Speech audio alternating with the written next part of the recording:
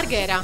Un'altra rapina alla slot machine di via Bottenigo. Molti i punti in comune con la precedente. La pistola, i volti travisati, il fatto che un 32enne sia stato prima minacciato, pestato e legato ad una sedia senza poter dare l'allarme. I criminali sono entrati in azione verso le 2:30 quando la sala slot era in fase di chiusura.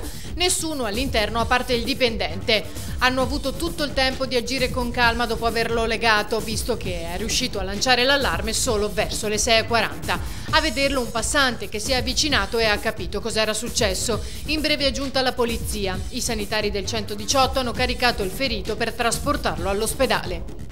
Venezia. La polizia ha fermato 3 minorenni dopo averle colte in flagrante all'approdo della ferrovia, quando già erano riuscite a mettere le mani nella borsa di una turista.